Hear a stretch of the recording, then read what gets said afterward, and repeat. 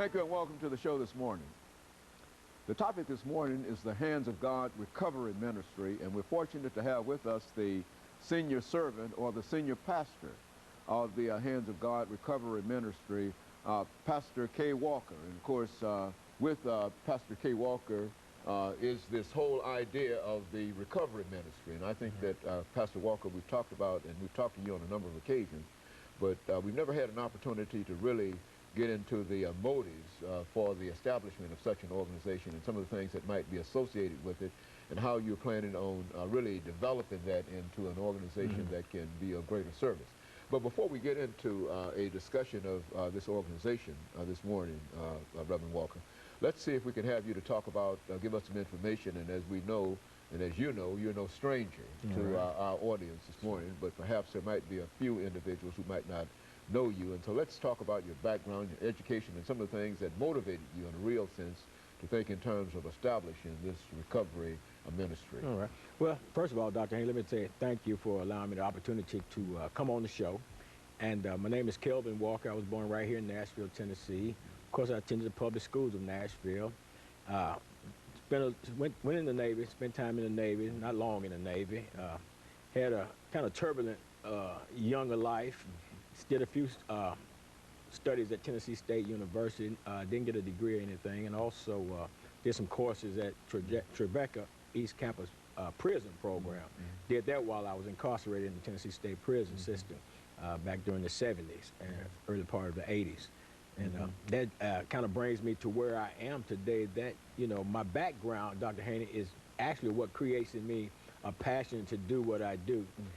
And, you know, just to say, you know, the Hands of God Recovery Ministries, we found was a ministry that was birthed into me back in 1987.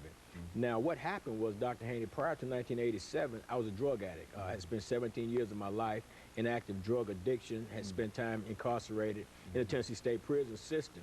But on August 24th, 1986, God just divinely intervened in my life. I wasn't anybody special. As a matter of fact, I had been shooting drugs all that day. And he intervened in my life, and not only did he break the bondage of the drug addiction in my life and that negative lifestyle, but at the same time, he called me directly into ministry. And at that point, I went into like seclusion for about 3 months, and all I did was just feast on the Word of God and just get my physical health together and everything. And that's all I did. And then God had put a calling on my life to form a ministry that would impact the whole of society. You know, and that's where the Hands of God Recovery Ministries come from. Now, it didn't start in '87. I got so excited about the idea, the concept, that I ran downtown, got me a state charter, and didn't do anything with it. And when the ministry I actually opened up my first recovery house in November of 2002 and got it chartered in the state of Tennessee in July of 2003. But in the Hands of God Recovery Ministry, basically what we're doing is we offer alcohol, drug-free, safe, clean living environment for people who are homeless, drug addicted, people that are coming out of the prison systems, the jails, people that are just generally economically and socially disadvantaged in society. And what we're trying to do is put together some things, you know, that would actually help people, because we realize that there is a need out here for people to be helped. There's a lot of things, people in situations, experiencing circumstances in their lives that they need, Dr. Haney, more than just prayer. You know, that's what I often think. You look, when you see so many people, all of them have so many problems, but what's the cause of some of the things? I mean, is there a mental situation that you can address, or is it all spiritual, or what? Well, you know, I think there's a little spiritual that goes into that thing, because especially when you start experimenting with drugs and drinking and stuff like that, you actually, to me, it's actually opening a door to allow any kind of negative influences to come into your lives and kind of direct your lives and stuff like that. And I think in terms of drug usage and stuff, I know with myself, it started off, you know, sipping on my daddy's beer. You know, mine started off sipping on my daddy's beer. And then, of course, the curiosity and everything about the drugs and stuff.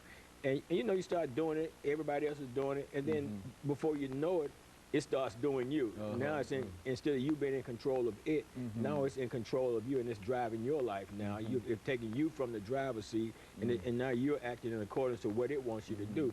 So that's when I say in terms of it being somewhat of a spiritual affliction, because, you know, you take the person that, I mean, you got some well-meaning people, I mean, some degreed professionals out here that are addicted and on the streets, you know, because of this. And, you know, it's like, okay, I don't want to do this, but I'm doing this. It's kind of like what Paul says in the book of Romans, the 7th chapter, you know, the things I want to do, I don't do, but the things I don't want to do, that's what I do, you know. But then at the same time, Paul said there's got to be a solution. And who can save me from this, you know, this body of sin and death? And he acknowledges Christ as being the one. Okay, and of course, Reverend Walker, let's stop at this particular point, and we'll have our first commercial break, and after which we'll be back with our audience.